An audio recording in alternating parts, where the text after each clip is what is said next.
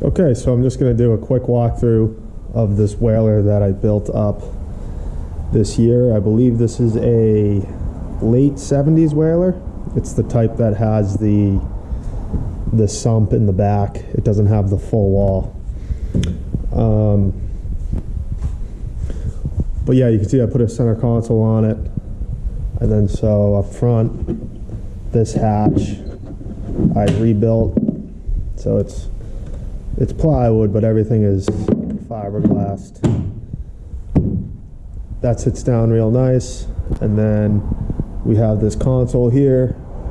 Again, I put the console together, so nice and custom fit, hugs the deck real well, and left a gap here for the water to flow through down to the drains. So nice hatches, again plywood, but everything's fiberglass and then painted, obviously. Cushions, made those too. They work great, very comfortable seat. And then in the back here we have our electrics. This is the navigation light, and then we have some LEDs under there. Very straightforward, nice wheel. Throttle is in there, another hatch in here, and so I'm able to keep the life jackets, battery, anchor, all that stuff in this console, and there's still tons of room for other stuff.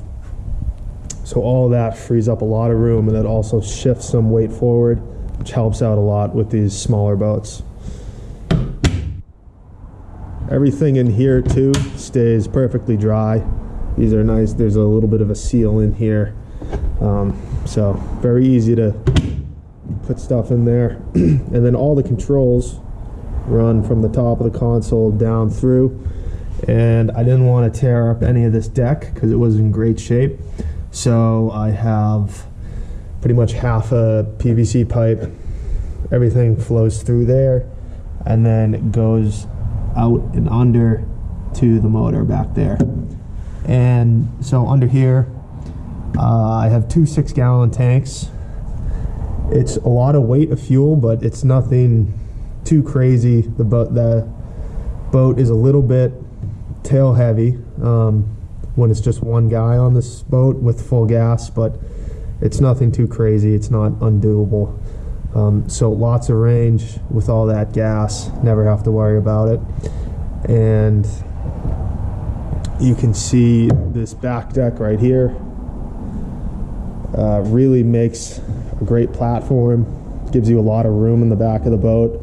I felt the original, when it's just the wooden seats, that this was a lot of wasted space, and so with this space in the back, really makes the boat feel a lot bigger than it is.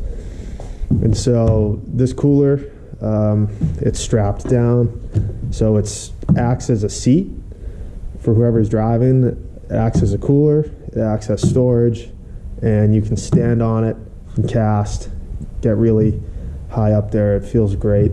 So that was an easy way to add a part to the boat to do a whole lot of things. And then, so this back deck too, it does rest on this lip. This upper lip kind of goes around the entire hull. I believe the original bench seats rested on these, and so this rests on those as well. So that's the main support for there. And then there is a center leg right here that you can see, just to keep this from flexing. And so with that, this back deck is really solid. And then obviously little through deck to get to the main plug down underneath, and then the sump was left open. You can get to the sump plug there, and then all the wire controls go through there as well. And then this 25 Mercury, it's a little, I guess, a little underpowered. I've seen a lot more horsepower on 13 whalers, but this is really all that I would need. I think we get up to around 22 miles an hour, and it's 9-ish miles per gallon. And it feels, with two guys, I mean, you're up on plane in 2 seconds and you're going plenty quick. So, and then so taking a look over here at the controls. So this was the original control that it came with, and I was having trouble finding a throttle that would kind of flush mount on the surface of the console. So he's just designed the console around having the throttle, and I wanted to keep it on the right hand side. It just feels more natural, and that's kind of how the grip is supposed to be anyways. So I just made this little indent to fit the whole throttle in here. Therefore you're able to mount it onto here. It's nice and clean. Everything goes down into this boot and then down into the console and then back to the motor. So nice and clean, easy way to do that. Without having to tear up your deck, without having all sorts of wires and nonsense hanging off the side. So just a little notch like that does the job really well. And so besides all of that stuff, I mean, it was just new paint on the outside, a new rub rail, new paint on the inside. That really helped out everything. And all in all, it's turned into a really comfortable boat. And I made sure to have everything, so everything can come right off, and this boat can be right back down to the original hull if you want. That was one thing I wanted to make sure. I didn't want to completely wreck the hull to make these changes, so I made sure that everything I added onto the boat could be taken off and it could be fully restored back to its complete original if it's wanted to. But this is honestly so comfortable.